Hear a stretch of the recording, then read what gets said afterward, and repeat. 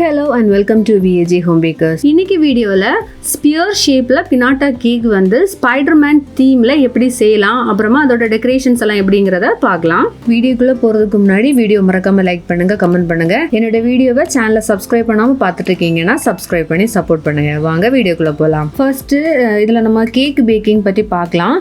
எனக்கு வந்து customer 1 kgல butterscotch cake வேணும் அப்படின்னு சொல்லி கேட்டிருந்தாங்க. ஆனா பாத்தீங்கன்னா அந்த பினாட்டாக்கு உள்ள 1/2 kg உள்ள கேக் தான் வைக்க முடியும். ஸோ அவங்க என்னன்னா பேலன்ஸ் கேக்கை வந்து பீஸ் கேக் மாதிரி செய்து கொடுங்க அப்படிங்கிற மாதிரி தான் சொல்லியிருந்தாங்க. ஸோ 1/2 kg கேக் செய்யறதுக்கு 6 inch சர்க்கிள் டின்னும் பேலன்ஸ் பேட்டரில் வந்து பீஸ் கேக் செய்யறதுக்காக ஸ்கொயர் டின் எடுத்துக்கிட்டேன். அதோட சைஸ் பார்த்தீங்கன்னா 7 inch. So 1 kg cake batter ready பண்ணிட்டு அதை ஃபர்ஸ்ட் இந்த 1/2 kgக்குள்ள எவ்வளோ தேவையோ அந்த பேட்டர் எடுத்துட்டு பேலன்ஸ் இருந்ததை வந்து அந்த ஸ்கொயர் டின்ல நான் விட்டு எடுத்துக்கிட்டேன். இப்போ வந்து நமக்கு பீஸ் கேக் செய்யறதுக்கு வந்து 2 லேயர் கேக்கு போதும், 3 லேயர் தேவையில்லை. பட்டர்ஸ்காட்ச் கேக்கோட ரெசிபி வீடியோ நான் ஆல்ரெடி அப்லோட் பண்ணியிருக்கேன், லிங்க் டிஸ்கிரிப்ஷன்ல கொடுக்குறேன், பார்க்காதவங்க பாருங்க. 2 டின்ல உள்ள கேக்குமே பேக் ஆயிடுச்சு. இதை கூலாக வச்சிடலாம். இப்போ வந்து ஸ்பியர் ஷேப்ல பினாட்டா செய்யறதுக்கு வந்து இந்த மாதிரி செமி ஸ்பியர் ஷேப்ல உள்ள சிலிக்கான் மோல்டு தான் யூஸ் பண்ண போறேன். நான் வேணா இதோட லிங்க் நான் டிஸ்கிரிப்ஷன்ல கொடுக்குறேன். இதுக்கு முன்னாடி நான் வந்து ஹார்ட் ஷேப்ல பினாட்டா கேக் எப்படி செய்யலாங்கிற வீடியோவும் நான் உங்களுக்கு அப்லோட் பண்ணியிருந்தேன், லிங்க் டிஸ்கிரிப்ஷன்ல கொடுக்குறேன், பார்க்காதவங்க பாருங்க. ஸ்பியர் ஷேப்ல பினாட்டா செய்யணும் அப்படின்னா நம்ம 2 செமி ஸ்பியர் ஷேப்ல உள்ள அந்த சாக்லேட் மோல்டு செய்து அதை ஜாயின் பண்ணி தான் அந்த ஸ்பியர் ஷேப் பினாட்டா நம்ம கொண்டு வர முடியும். ஸோ இந்த பினாட்டா செய்யறதுக்கு வந்து நம்ம சாக்லேட் ஷெல் ரெடி பண்ணணும். அதை வந்து டபுள் பாயில் மெத்தட்ல மெல்ட் பண்ணிட்டு அதில் சாக்கோ ரெட் கலர் ஆட் பண்ணி மிக்ஸ் பண்ணி எடுத்திருக்கேன்.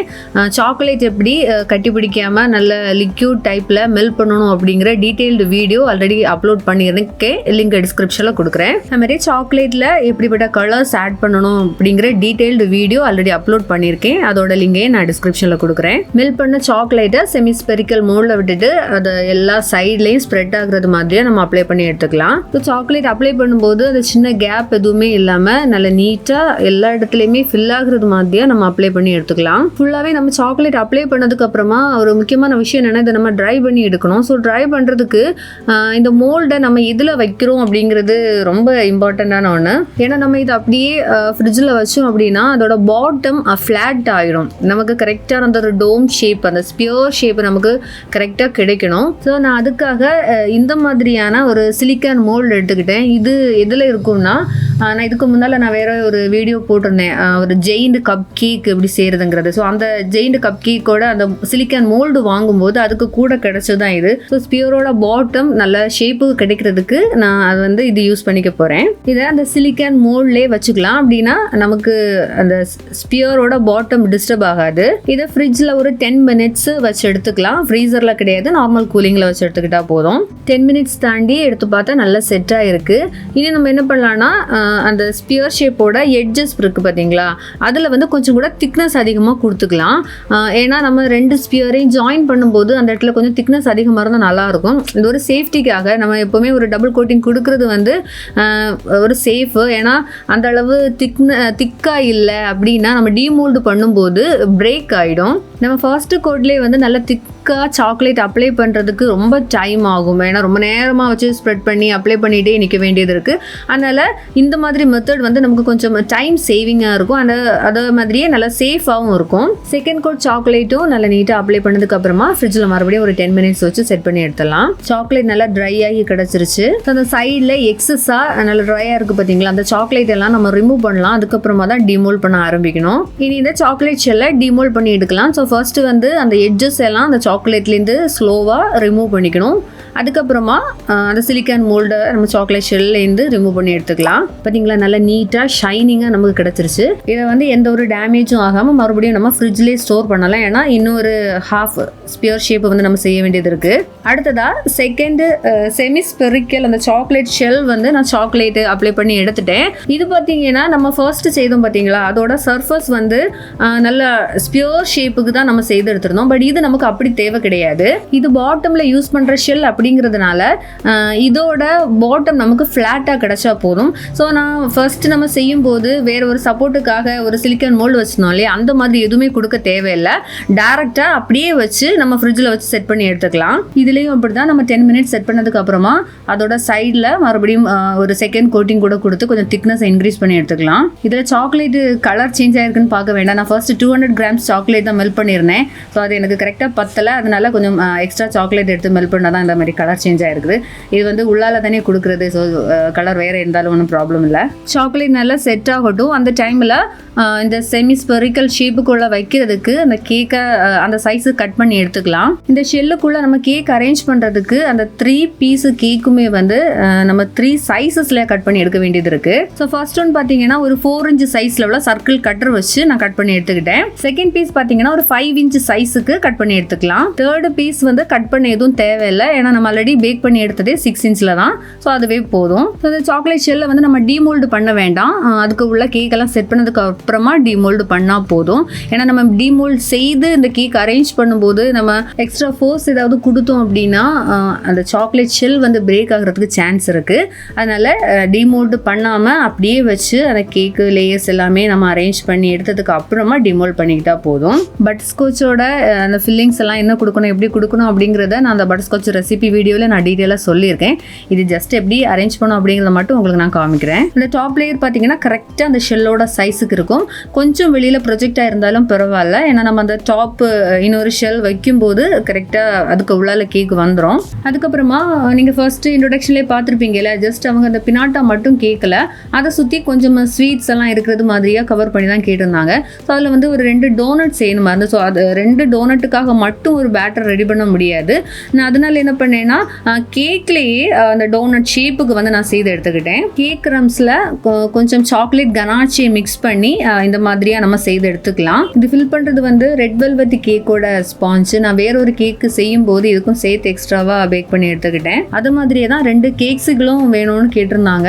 நான் அதுவும் வந்து சேம் சாக்லேட்டு அப்புறமா அந்த same red velvet cake crumbs வச்சு நான் செய்து எடுத்துக்கிட்டேன். அப்புறமா பார்த்தீங்கன்னா அவங்க கொடுத்த மாடலில் ஒரு கிஃப்ட் பாக்ஸ் இருந்தது மாதிரியாக இருந்துச்சு. அவங்க வந்து ரொம்ப முக்கியமாக சொன்னாங்க அந்த கிஃப்ட் பாக்ஸ் ஷேப்பில் உள்ள அது ஒரு டிசர்ட் எனக்கு ஏதாவது செய்து கொடுக்கணுங்கிற மாதிரி கேட்டிருந்தாங்க.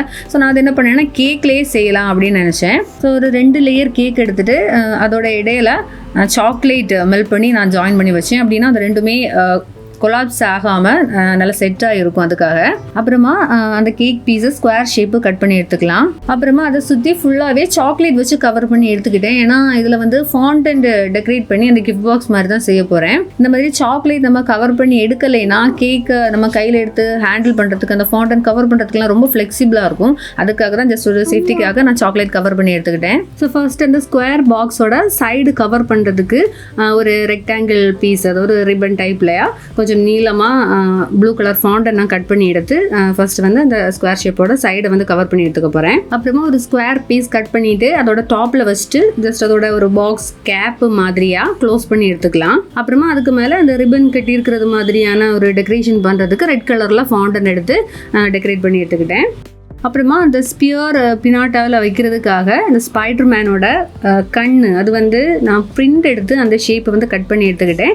அதை வந்து இதுக்கு முன்னாலே நான் நிறைய வீடியோஸில் காமிச்சிருக்கிறேன். இந்த மாதிரி ட்ரேஸ் பண்ணி எடுத்துக்கலாம். இப்போ நம்ம டேரெக்டாக ஃபாண்டனு மேலே ட்ரா பண்ணி கட் பண்ணுறதை விடவும் இந்த மாதிரி ஷேப்ஸை வச்சு ட்ரேஸ் பண்ணி எடுக்கும்போது கரெக்டாக அந்த ஷேப்ஸ் வந்து நமக்கு நல்லா நீட்டாக பர்ஃபெக்டாக கிடைக்கும். ஸோ பாட்டமில் வந்து பிளாக் கலரில் ஃபாண்டன்ட் கட் பண்ணி எடுத்துட்டு அப்புறமா அதுக்கு உள்ளால அந்த சேம் ஷேப்லேயே ஃபர்ஸ்ட்டு கட் பண்ண அந்த ஷேப்பை விடவும் கொஞ்சம் சைஸ் கம்மியாக ஒயிட் கலர் ஃபாண்டன்ல கட் பண்ணி எடுத்து அதை சென்டர்லேயே வச்சுக்கலாம். இது கரெக்டாக ஸ்டிக்காக இருக்கிறதுக்கு எடிபிள் க்ளூ அப்ளை பண்ணிக்கோங்க. அப்படி இல்லை கொஞ்சம் வாட்டர் அப்ளை பண்ணாலும் போதும். இந்த ஃபாண்டன் ஒர்க் பண்ணது எல்லாத்தையுமே அவனில் வச்சு ட்ரை பண்ணி எடுத்துடலாம். அடுத்தது அந்த பீஸ் கேக்கு செய்கிறது பார்க்கலாம். ஸோ அந்த கேக்கோட டாப்பில் அந்த கலர் சேஞ்சாக இருக்கக்கூடிய போர்ஷனை நம்ம ரிமூவ் பண்ணி எடுத்துடலாம். நான் ஏற்கனவே சொன்னது மாதிரி நமக்கு ஹைட் அதிகம் தேவையில்லை.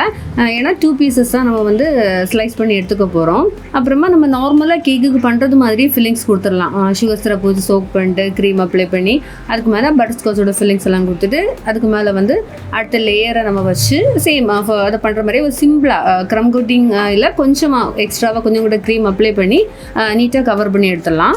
இந்த கேக்கோட சைட்லேயும் டாப்லேயும் இந்த மாதிரியாக சும்மா ஒரு சிம்பிளாக ஒரு டிசைனுக்காக சிக்ஸாக் பேட்டர்ன் வந்து போட்டு விட்டுக்கலாம். ஸோ நம்ம பீஸ் கேக் வந்து கட் பண்ணுறது ஐசிங் முடிச்ச உடனே செய்யக்கூடாது. ஃப்ரிட்ஜில் வச்சு ஒரு மினிமம் ½ an hour ஆகுது ஃப்ரிட்ஜில் வச்சு நல்லா செட் பண்ணதுக்கு அப்புறமா தான் பீசஸ் வந்து நம்ம கட் பண்ணி எடுத்துக்கணும். நம்ம உடனே கட் பண்ணோம் அப்படின்னா பீசஸ் எல்லாமே பிஞ்சு வந்துடும். அப்புறமா நான் ஸ்டார்டிங்கில் காமிச்சேன் இல்லையா, அந்த கேக்கில் வச்சு நம்ம டோனட் ஷேப் சேர்த்துருந்தோம். ஸோ அந்த டோனட் டெக்கரேட் பண்ணிக்கலாம். அப்புறமா இந்த மாதிரியாக உள்ள சாக்லேட் மோடில் ஒயிட் காம்பவுண்ட் மெல்ட் பண்ணி அந்த ஒரு சாக்லேட் ஷேப்பில் செய்து எடுத்துருக்கலாம். ஸோ அதில் வந்து ஜஸ்ட்டு ஒரு ரெட் கலர் ஷேடு கொடுக்கறதுக்காக ஃபர்ஸ்ட்டு அந்த ஒரு ரெட் கலர் சாக்லேட்டை ஜஸ்ட் பெயிண்ட் பண்ணிவிட்டு அதுக்கு மேலே ஒயிட் காம்பவுண்டை அப்ளை பண்ணி ஃப்ரிட்ஜில் வச்சு செட் பண்ணி எடுத்தால் நமக்கு சாக்லேட் ரெடி ஆகிடும். இனி நம்ம அந்த பினாட்டாவை ரெடி பண்ணலாம். ஸோ இந்த ½ பினாட்டா கேக்கை வந்து நம்ம டீமோல்டு பண்ணாமல் தான் ஃப்ரிட்ஜில் வச்சுருந்தோம். ஸோ கேக்கெல்லாம் செட் பண்ணி நல்லா செட்டாகி வந்திருக்கு. இனி இதுக்கு பிறகு நம்ம டீமோல்டு பண்ணோன்னா அந்த சாக்லேட் ஷெல் வந்து பிரேக் ஆகும் அப்படின்னு எல்லாம் பயப்பட தேவையில்லை. அதே மாதிரி அதோட பாட்டம் பார்த்தீங்களா நல்லா ஃப்ளாட்டாக வந்திருக்கு. நம்ம இப்போ கேக் போர்டில் வச்சோம் அப்படின்னா கூட நமக்கு கரெக்டாக அந்த போர்டில் இருக்கும்.